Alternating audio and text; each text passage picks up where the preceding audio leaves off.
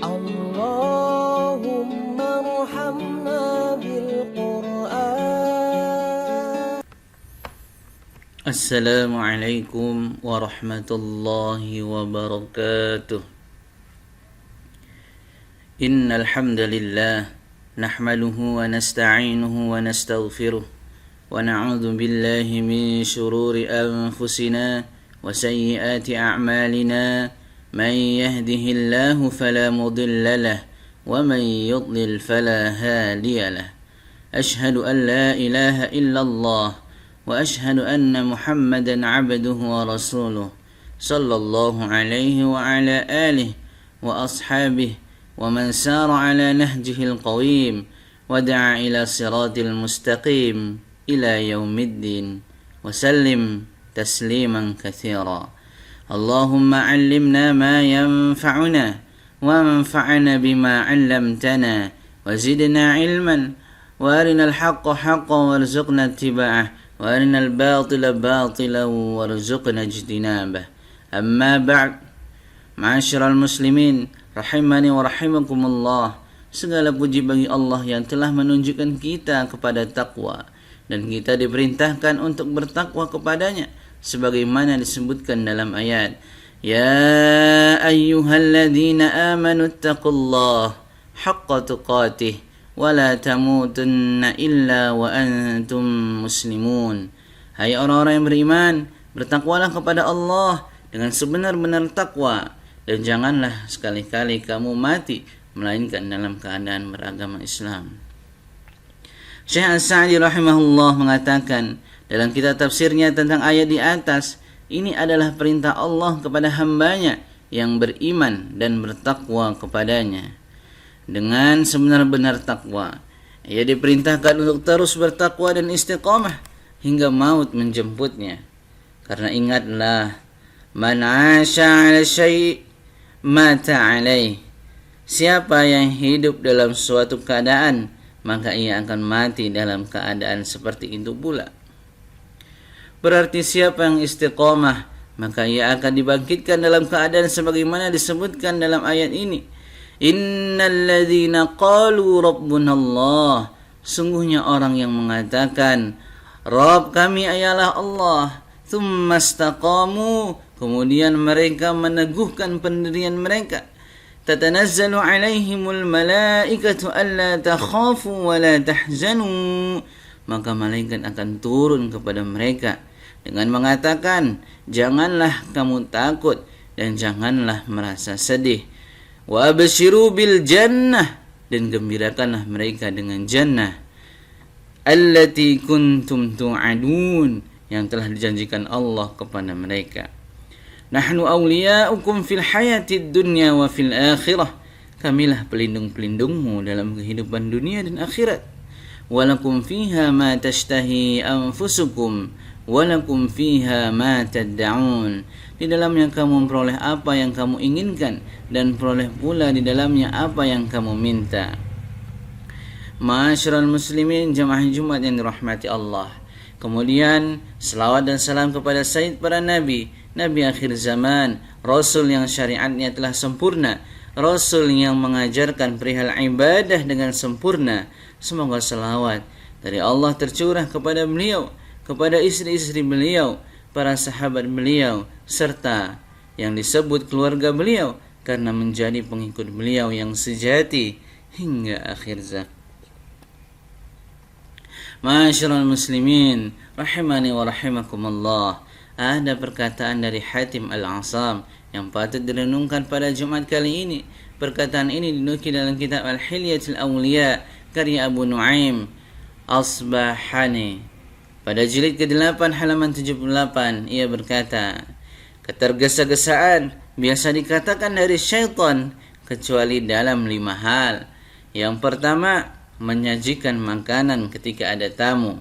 Yang kedua, mengurus mayit ketika ia mati. Yang ketiga, menikahkan seorang gadis jika sudah bertemu jodohnya.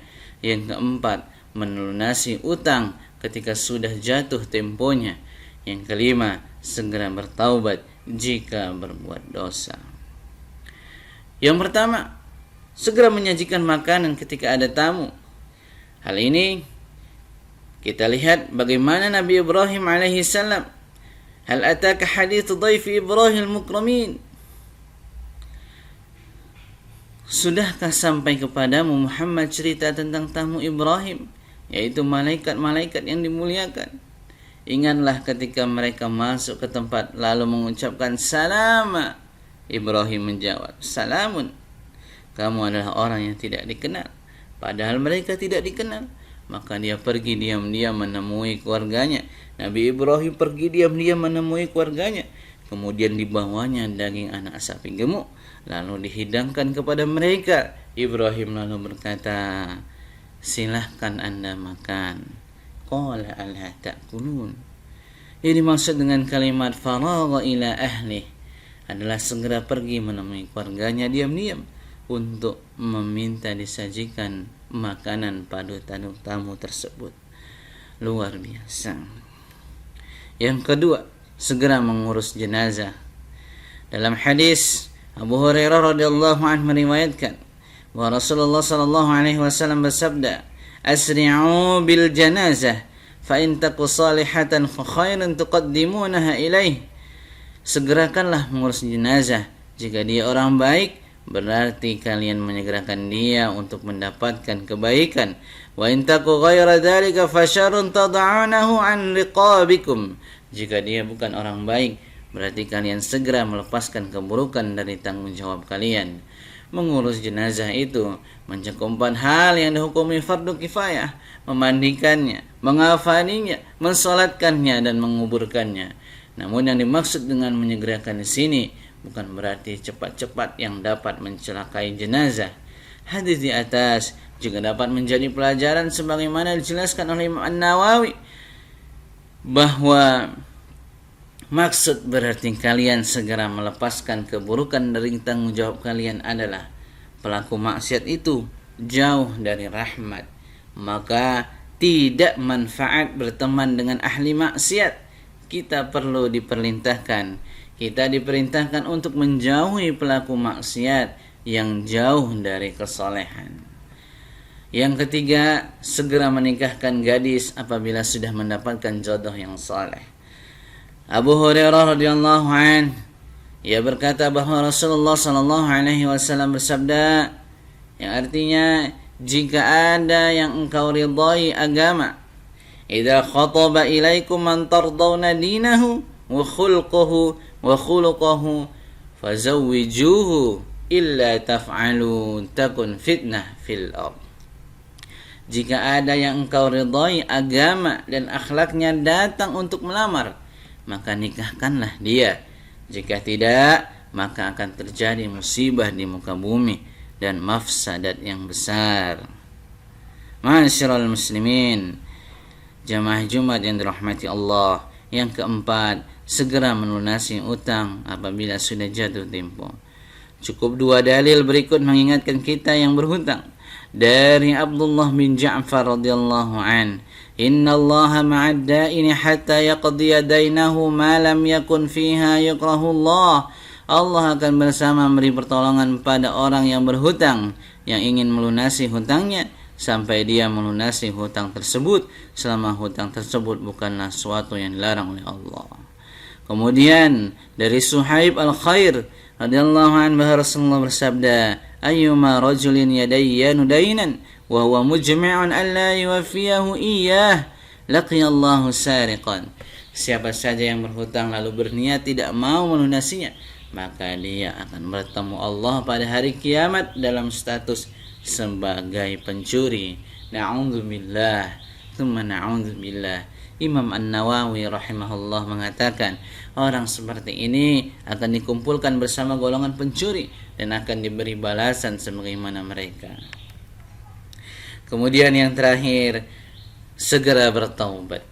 Dari Abu Bakar As-Siddiq radhiyallahu an, Rasulullah sallallahu alaihi wasallam bersabda, tidaklah seorang hamba melakukan dosa kemudian dia bersuci dengan baik, kemudian berdiri untuk melakukan salat 2 rakaat, kemudian minta ampunan kepada Allah, kecuali Allah akan mengampuninya. Kemudian beliau membaca ayat ini. walladzina idza fa'alu fahishatan.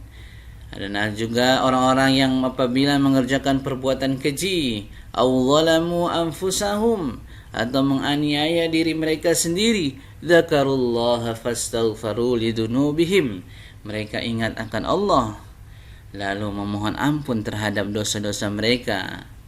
Wa may yaghfiru dzunuba illa Allah, dan siapa lagi yang dapat mengampuni dosa selain daripada Allah? Walam yusirru ala ma fa'alu wa hum ya'lamun, dan mereka tidak meneruskan perbuatan kejinya itu sedang mereka mengetahui. Ini jadi dalil sunnahkan salat sunnah taubat 2 rakaat. Dan kalau dosa masih berlanjut, yang terjadi adalah akan dihukum dengan dosa selanjutnya.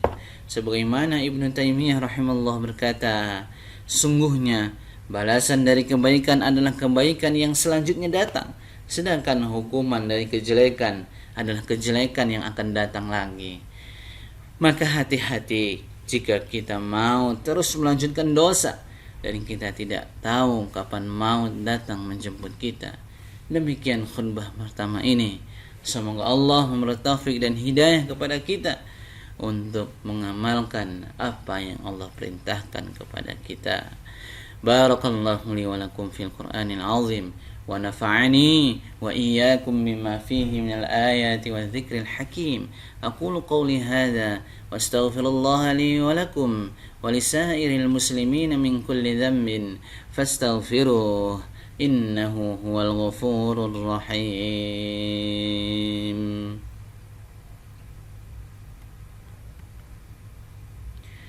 Alhamdulillahi rabbil alamin, wassalatu wassalamu ala asyrafil anbiya'i wal mursalin nabiyina Muhammadin wa ala alihi wa sahbihi ajma'in. Amma ba'd, faya ayyuhan nas ittaqullaha ta'ala wa dharul fawahisha ma dhahara minha wa ma batan, wa hafidhu ala ta'ah wa huduril jum'ati wal jama'ah. واعلموا أن الله أمركم بأمر بدأ فيه بنفسه وثنى بملائكة قدسه فقال تعالى ولم يزل قائلا عليما إن الله وملائكته يصلون على النبي يا أيها الذين آمنوا صلوا عليه وسلموا تسليما اللهم صل على محمد وعلى آل محمد كما صليت على إبراهيم وعلى آل إبراهيم إنك حميد مجيد وبارك على محمد وعلى آل محمد كما باركت على إبراهيم وعلى إبراهيم في العالمين إنك حميد مجيد. اللهم اغفر للمسلمين والمسلمات والمؤمنين والمؤمنات الأحياء منهم والأموات إنك سميع قريب مجيب الدعوات. ربنا لا تزغ قلوبنا بعد إذ هديتنا وهب لنا من لدنك رحمة إنك أنت الوهاب. اللهم إنا نسألك الهدى والتقى والعفاف والغنى. اللهم أحسن عاقبتنا في الأمور كلها وأجرنا من خزي الدنيا وعذاب الآخرة. اللهم أصلح ولاة أمورنا، اللهم وفقهم لما فيه صلاحهم وصلاح الإسلام والمسلمين. اللهم أبعد عنهم بطانة السوء والمفسدين وقرب إليهم أهل الخير والناصحين يا رب العالمين. ربنا هب لنا من أزواجنا وذرياتنا قرة أعين واجعلنا للمتقين إماما. ربنا آتنا في الدنيا حسنة وفي الآخرة حسنة وقنا عذاب النار.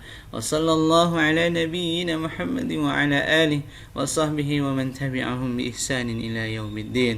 وآخر دعوانا أن الحمد لله رب العالمين. عباد الله، إن الله يأمر بالعدل والإحسان وإيتاء ذي القربى وينهى عن الفحشاء والمنكر والبغي يعظكم لعلكم تذكرون. فاذكروا الله العظيم يذكركم واشكروه على نعمه يزدكم ولذكر الله أكبر.